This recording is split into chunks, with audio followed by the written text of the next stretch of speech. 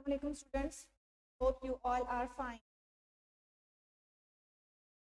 Continuously learning these lectures. These, as we have done 5 questions in the last lecture, today we have to next 5 questions, 6, which is what done by dot done. So start from the question number 6. What were the arrangements? इंतजामात कि वो क्या इंतजामात made किए गए for the function of inauguration. Function कहते हैं हम तकरीब को, और inauguration as we know that gorgeous के लिए तो उसकी ओहदे पर फाइज बंदी. इनॉग्रेशन मीन्स ओहदे पर फाइज होना. तो ओहदे पर फाइज करने के लिए जो तकरीब थी उसमें क्या इंतजाम किए गए? Answer is the great throne room. एक आलिशान अजीम का जो तख्त वाला कमरा हैड बीन टर्न्ड, उसको बदल दिया गया इनटू जिम्नाजियम. मींस वर्जिश का, इसको वर्जिश गाह में बदल दिया. ग्रेट कर्टन्स, बड़े बड़े कह लें या आलिशान किस्म के कर्टन्स, पर्दे ऑफ रेड एंड गोल्ड, सुर्ख और सुनहरे रंग के, वर हंग अलोंग द वॉल्स, लटके हुए थे इसके साथ, उसके वॉल्स के साथ, दीवारों के साथ. एंड हाई स्विंग और बुलंद झूले ऑफ एक्रोबैट्स, बाजीगरों के, हंग डाउन लटके हुए थे, विद गिल्डेड रोप्स. गिल्डेड मतलब चमकते हुए रस्सियों के साथ. फ्रॉम द सीलिंग, सीलिंग बोलते हैं छत को, छत के साथ. एक कितार ऑफ नीड हर्डल्स, के साथ हर्डल्स रुकावटों वाली, was arranged, दी गई, on the polished floor. polished means चमकते हुए फर्श पर, फर्श को कहते हैं.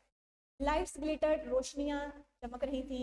a band और एक ग्रोह, played softly, played जबकि उसने गाई, softly धीमी आवाज, और एक ग्रोह ने धीमी आवाज में मौसीकी बजाई. Question number 7 is describe the scene of inauguration. describe means बयान करना, यानी बयान करें सीन, मंजर, इनॉग्रेशन, ओहदे पर फाइज होने का, इन अ फ्यू सेंटेंसेस, चंद जुमलों. And you can see that question number 6 and 7 are almost same, क्योंकि उसमें जो है उसने अरेंजमेंट्स की अगर बात की है तो इसमें भी उसने वो इनॉग्रेशन के ही सीन की बात की गई. इसमें सिर्फ एक लाइन का जो है वो एडिशन होगा, और जो कि बताएगा कि किस तरह से gorgeous came to the stage where the was arranged. The great throne room had been turned into a gymnasium. आलिशान जो तख्त वाले गाह में बदल दिया गया. The members of the royal house, जो शाही घराने के अफराद थे, were seated, बैठे हुए थे, on a raised platform. raised मतलब बुलंद, हुआ बुलंद चबूतरे पर. प्लेटफॉर्म जगह भी होती है, चबूतरा कह लें. Lights glittered, रोशनियां चमक रही थी. A band, pale green, band grow, in a pale green and gold, pale मध्यम, हल्का. ग्रीन एंड गोल्ड उनके ड्रेसेस की बात हो रही है. सब्ज और सुनहरे रंग के, हल्के सब्ज और सुनहरे रंग के लिबास में, प्लेड सॉफ्टली, मौसीकी softly. And this line is the addition to the question number 6. अगर आप क्वेश्चन नंबर 6 याद करते हैं तो 7 ऑटोमेटिकली आपका हो जाए. द डोर ओपन, दरवाजा खुला, with a flood of golden light, सैलाब के साथ. सैलाब किस चीज का? सुनहरे रंग की रोशनी. द ओल्ड मैन, और बूढ़ा आदमी, his brilliant uniform, ने आलिशान वर्दी में, appeared, नमूदार हुआ, the crowning of life's struggle. crowning में सिला, ठीक है. सिला किस चीज का? his life's struggle, जिंदगी भर की कोशिशों का, जद्दोजहद. Now come to the next slide, question number 8. What were the feelings of Gorgeous? Gorgeous के क्या एहसासात थे on the occasion of his inauguration? occasion जो मौका था inauguration उसकी ओहदे पर फाइज बंदी का. His feelings were a gentle mix of joy and sadness. एहसासात थे वो मिक्सचर थे, कॉम्बिनेशन थे, मिजाज थे खुशी और उदासी का. He was happy. अब वो खुश क्यों था? वो खुश था on the accomplishment of his life's work. accomplishment का मतलब होता है तकमील, मुकम्मल होना, या किसी काम पे उसकी जो लाइफ वर्क है, जिंदगी भर की जो मेहनत है, काम की तकमील हुई, वो इस बात पर खुश था. He also seemed to be tired, और वो दिखाई दिया. seemed मतलब दिखाई देना, be tired थका हुआ, by long patience, तवील सब्र की वजह से, and the work of a life time, और मेहनत की वजह से, जिंदगी भर जो मेहनत की और जो तवील सब्र किया उसकी वजह से वो थका हुआ भी दिखाई। Now question number 9 is, did Gorgias use, क्या Gorgias ने इस्तेमाल की any shortcut, कोई दरमियान का रास्ता, शॉर्टकट मुख्तसर रास्ते को कहते हैं, दरमियान का रास्ता जो होता है, to achieve his ambition, हासिल करने के लिए अपनी ख्वाहिश को? No, he did not use any shortcut, ने कोई इस्तेमाल नहीं किया दरमियान का रास्ता to achieve his ambition, अपनी ख्वाहिश को हासिल करने के लिए।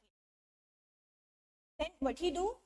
He went into politics, चला गया सियासत में, to preach his ambition, अपनी जो ख्वाहिश है उसको, उसका प्रचार करने के लिए। He stuck to his ambition, stuck mean डटे रहना, कायम रहना, वो डटा रहा अपनी ख्वाहिश पर for more than 60 years, 60 साल से ज़्यादा का।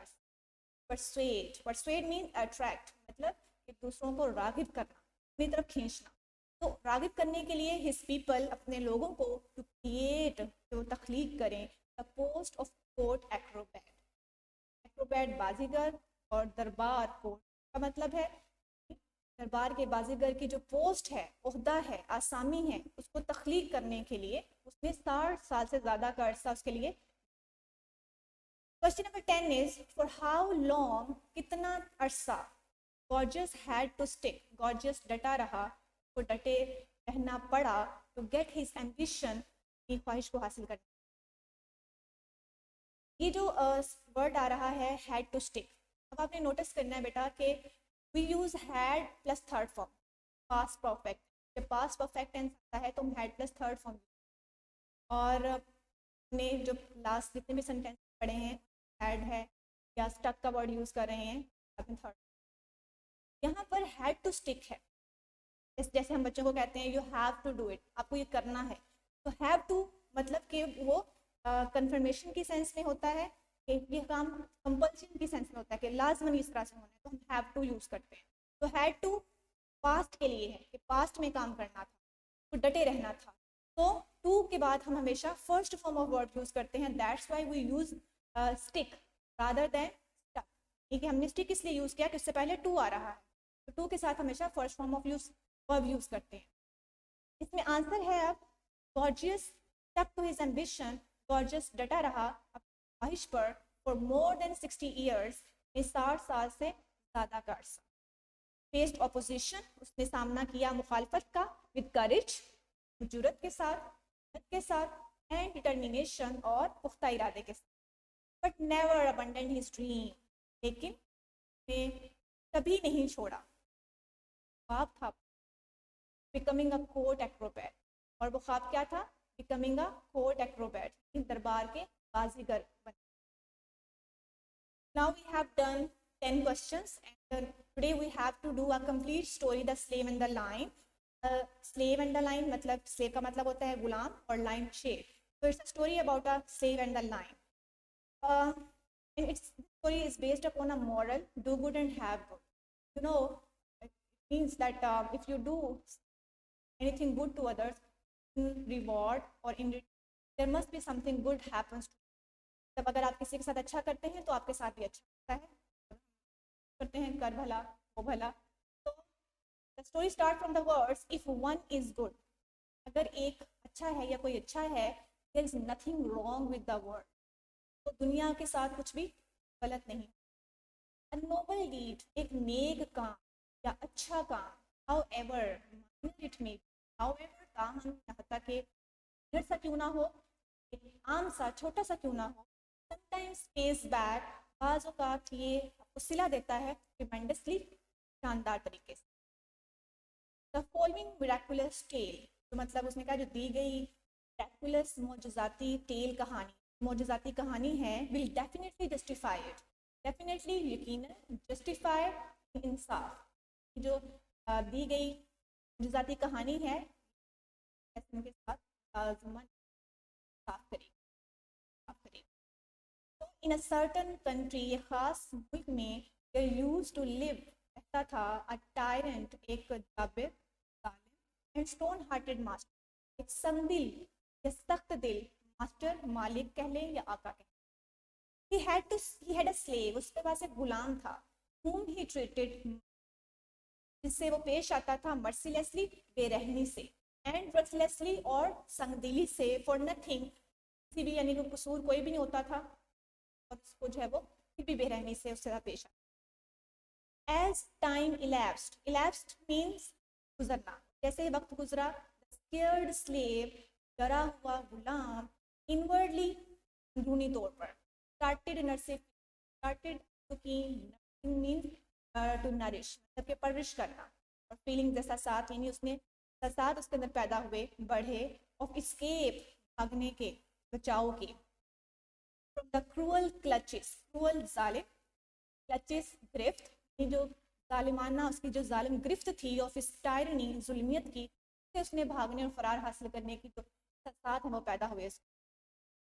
One day the slave, एक दिन गुलाम, fearing, डरते हुए, master's swear words, मालिक के जो अल्फाज थे, and apprehending, और डरते हुए, lurking punishment, lurking डराने वाली, तो punishment है सजा, उससे fled away, भाग गया, took refuge in a forest, और उसने पनाह ली एक, took second form of verb है, you have to notice here student that the story is always written in second form of verb, instead in past tense, maybe it can be a simple past tense, past indefinite, past perfect continuous, माजे की बात हो रही होती तो हम इसको past tense में write करते हैं। If we see any present tense in the story, तो आपने देखना है कि हमेशा वो words inverted commas के अंदर लिखे होते हैं, किसी की कही हुई बात को वैसे ही जब आप लिखते हैं तो हम स्टोरी के अंदर तो वो हम inverted commas, so here he used took take की second form, तो use का मतलब पनाह लेना, तो उसने पनाह ली एक जंगल में, the master ordered his army, मालिक ने हुक्म दिया अपने फौजियों को, to find out, कि वो तलाश करें, escaped slave, escaped means फरार हासिल करने वाला या डर के भागने वाला, ठीक, तो जो स्लेव था उसने भाग गया था, मास्टर ने हुक्म दिया कि उसको लाओ, उसको तलाश करो, एंड प्रेजेंट बिफोर हिम, के सामने पेश करो। द स्लेव एस्केप्ड, तो गुलाम था उसने उसने भाग गया, इन अ जंगल, एक जंगल में, एंड हिड हिमसेल्फ इन अ केव, और वो छुप गया या उसने खुद को छुपा लिया एक गार में, केव गार को कहते हैं, हिड भी आप देख ले, हाइड की सेकंड फॉर्म, तो पास्ट सडनली, अचानक, ही हर्ड, उसने सुनी, अ मोर्निंग श्रीक, मोर्निंग आप कह लें मातम करने वाली या गमगीन आवाज़, शरीक चीख को कहते हैं, या आप ये भी कह सकते हैं मॉर्निंग का मतलब दर्दनाक भी होता है, दर्दनाक चीख सुनी ऑफ अ लाइन, शेर की। एट फर्स्ट, पहले, ही वॉज स्केयर्ड, वो डरा, एंड रिलक्टेंट, और हिचकिचाया, टू डू एनीथिंग, कुछ भी करने से, but feeling sorry for the line, लेकिन उसको अफसोस हुआ, ये तरस आया शेर पर, he made up his mind, उसने अपना जहन बना लिया, टू हेल्प इट, उसकी मदद करने का। गेटिंग नियर द लाइन, शेर के करीब जाकर, ही डिस्कवर्ड, उसने दरियाफ्त किया, शार्प हॉर्न, एक शार्प मतलब नुकीला, या आप कह सकते हैं तेज, हॉर्न कांटे को कहते हैं, पियर्स्ड मीन्स के चुबा हुआ, इनटू इट्स पॉ, उसके पंजे में, उसके पंजे में एक नोकीला तेज कांटा चुबा हुआ था। द स्लेव गेटिंग इनकरेज्ड, गुलाम ने जुर्रत की, हिम्मत की, पुल्ड आउट, खींच कर निकाला, द थॉर्न, कांटे को, फ्रॉम पॉ,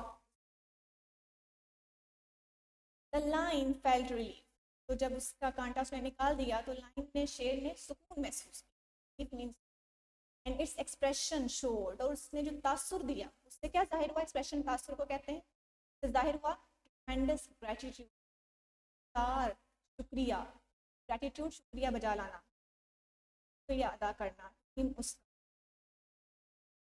इन द आर्म्ड मैन, और जो फौजी थे मालिक के, कैरिड ऑन देयर सर्च, उन्होंने जारी रखी, कैरिड ऑन मीन जारी रखना, देयर सर्च, अपनी तलाश को, and in the long run, और तवील अरसे बाद या बहुत अरसे बाद, दे सक्सीडेड, वो कामयाब हो गए, टू अरेस्ट हिम, उसको पकड़ने में, एंड ब्रॉट हिम, और उसको लाने में, टू हिज अनवाइड मास्टर, जो नाराज मालिक था उसके सामने।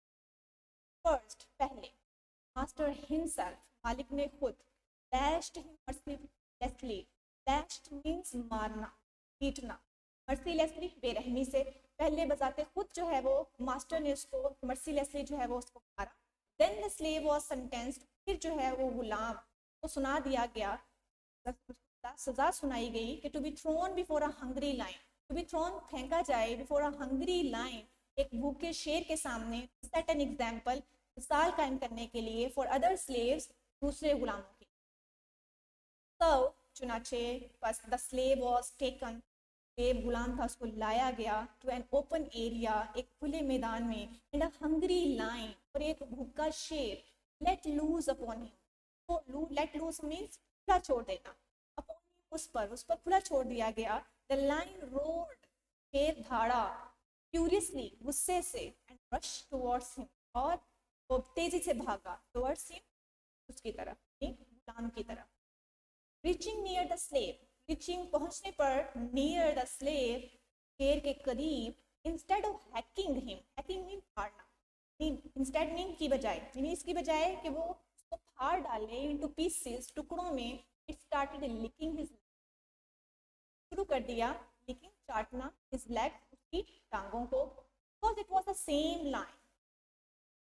ये वही शेर था whom he had helped, जिसकी उसने मदद की थी in the forest, जंगल में.